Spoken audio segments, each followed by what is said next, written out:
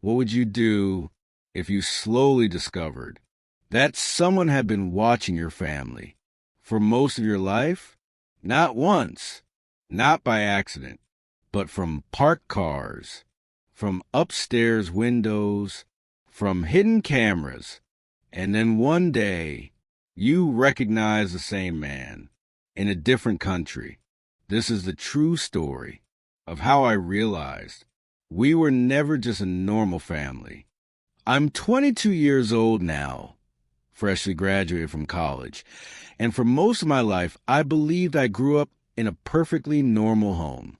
We lived in a quiet suburban neighborhood, the kind where nothing ever seems to happen. Kids rode bikes in the afternoons. Neighbors waved at each other, and at night everything went quiet except for the occasional passing car. Our house had 3 floors.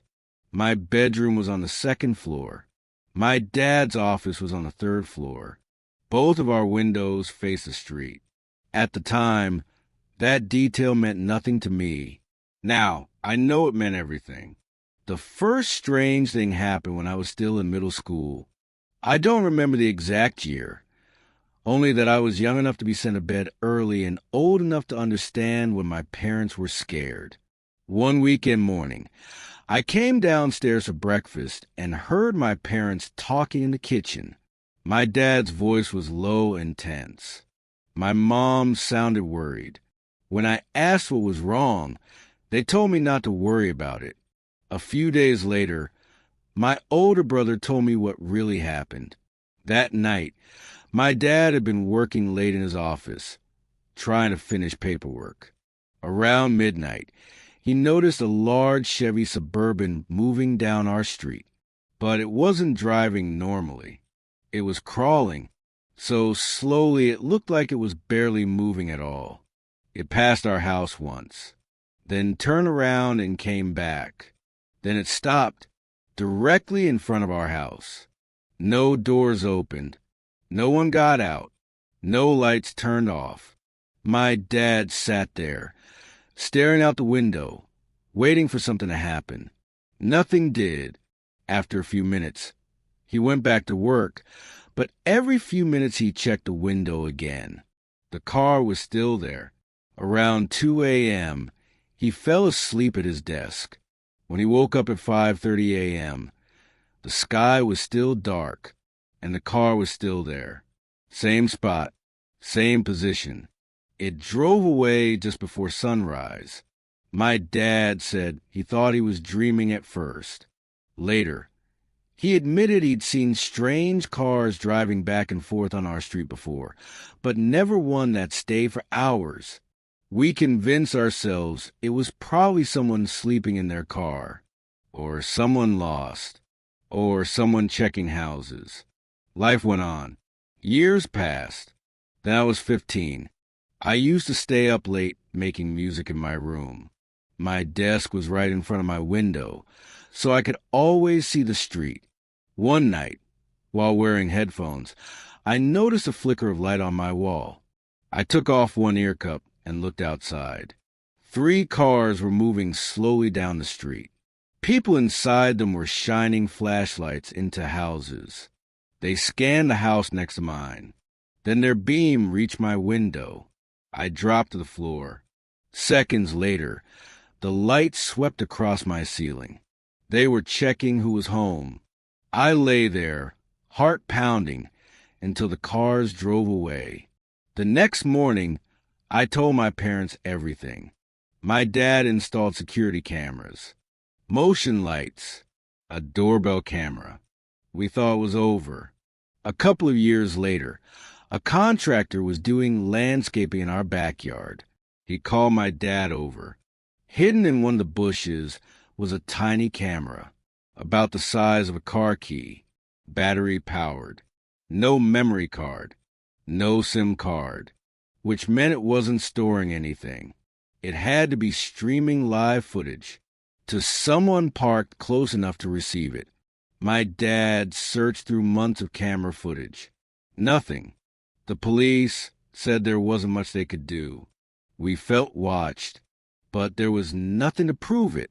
Eventually, We forced ourselves to move on. Then new neighbors moved in next door. A young couple. No children. Late at night, I noticed them standing at their upstairs window, looking into our yard. Not sitting, standing, like they were waiting. One night, while walking my dog, I saw them in their kitchen with a third person, a bald man, muscular, thick eyebrows. His face stood out in a way I can't explain. When the woman noticed me looking, she pulled the curtains shut, fast, not angry, careful. I never forgot that man's face. Years later, my family went to Paris. One night, in a bar, I saw him again. Same bald head, same thick eyebrows, same build, the same man, in a different country. We locked eyes. He stood up, left without paying, and disappeared.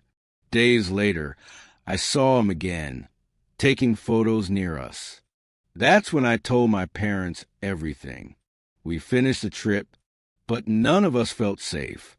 When we got home, my dad checked all the footage again. Nothing. No proof. No answers. But the pattern was clear. Cars. Lights. Cameras. Windows. Faces. I don't know who they are. I don't know what they want. But I know this. They've been watching my family for more than 10 years. And something tells me they're not finished yet. I've always liked hiking alone. Some people drink when they're stressed. Some people call a friend. I go into the forest. I live near Angel National Forest and had been hiking those trails for years. I knew them well enough that getting lost wasn't something I worried about. Night hikes didn't scare me either. There was something peaceful about walking in the dark, letting your thoughts disappear with every step. That night, I had received some bad news earlier in the day. The kind of news that makes you feel like you can't breathe inside your own house. So around 8 p.m., I grabbed my backpack and went out. The fog was heavier than I expected. I had checked the weather, but fog in the mountains is unpredictable. By the time I was deep into the trail, visibility had dropped to maybe 20 feet. Everything beyond that was just gray. I tried using my flashlight, but it only made things worse. The beam reflected off the moisture in the air and came straight back at me, like driving with high beams in heavy snow. So I turned it off and let my eyes adjust. I had music playing in my ears. My dad once told me animals avoid humans when they hear noise, so I figured it was safer that way. About an hour in, I noticed a smell. It wasn't strong, but it stopped me in my tracks. Perfume. Out there in the woods. It didn't make sense. There were no flowers, no people, no campsites nearby. I stood still and looked around, but I couldn't see anything through the fog. By the time I finished looking, the smell was gone. 10 minutes later, there was another smell. Campfire. That made more sense. I told myself someone must be camping somewhere nearby. Maybe the perfume smell came from them too. But the campfire smell only lasted a few seconds before disappearing. Then came the third smell. It was herbal, earthy, and strangely familiar. It reminded me of something from my childhood, but I couldn't place what. The familiarity made it worse. It felt wrong, like remembering a dream while awake. I should have turned around right then, but I didn't. A little later, I saw something on the ridge to my left, a flashlight. The ridge ran parallel to the trail, but it was at least 100 feet higher. There were no trails up there, no safe way to climb up, and yet someone was up there. The beam turned on, swept across the rocks, turned off, then turned on again in another spot. That's when I realized my music was a mistake. I turned it off and listened. I heard whistling. Whoever was up there could definitely hear my music before, which meant they knew I was on the trail. I was miles in by now. Turning back felt worse than continuing. I told myself I'd just reach a small overlook I knew about and take a break there. When I reached it, my stomach dropped. On a flat rock near the edge was a small stone sculpture. Someone had placed it there on purpose. That's when fear really set in. I turned around and started walking back. Then I heard footsteps. Fast, heavy, human. They were coming toward me from the direction I was walking. They got closer and closer, then suddenly stopped, right in front of me, but I couldn't see anything. Just fog, no breathing, no movement, just silence. I pulled out the switchblade I always carried and stood still, waiting to be attacked. Nothing happened. The only way back was toward where the footsteps came from. So I walked. Every few minutes, I heard extra footsteps behind me, matching my pace. I kept turning around. Nothing. Then something crashed through the bushes behind me. I panicked. I yelled without thinking. Then I ran. Branches snapped. Something followed me. I didn't stop until I reached my car. To this day, I don't know what chased me, but I know I wasn't alone out there.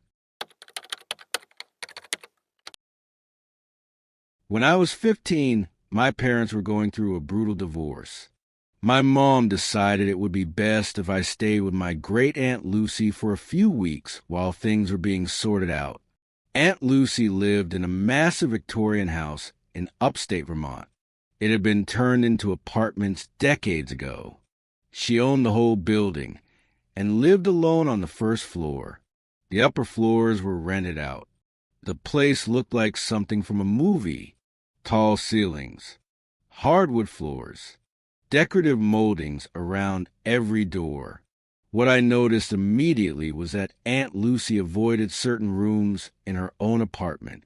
She had a large master bedroom with beautiful antique furniture, but she slept in a small den instead. She told me the bedroom got too much sunlight. I didn't believe her. The first few nights, I heard footsteps above us, back and forth, slow, methodical. I assumed it was a tenant. When I asked Aunt Lucy, she said the second floor had been empty for over a month. That didn't make sense. I kept hearing the footsteps every night. Eventually, I asked to see the empty apartment. She didn't want it at first, but she gave in. It was empty. No furniture. No signs of anyone living there. But the hardwood floor had fresh scuff marks. A clear walking path from one end to the other, matching the sound I heard every night. That evening, we watched a movie together. When the footsteps started, she turned the volume up, pretended nothing was happening.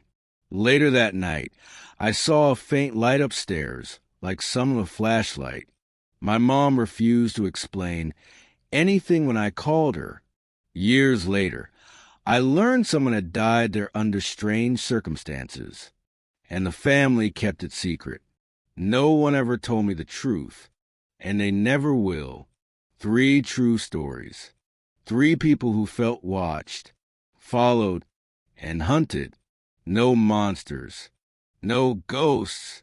Just people doing things no one could explain, and that is what makes it terrifying.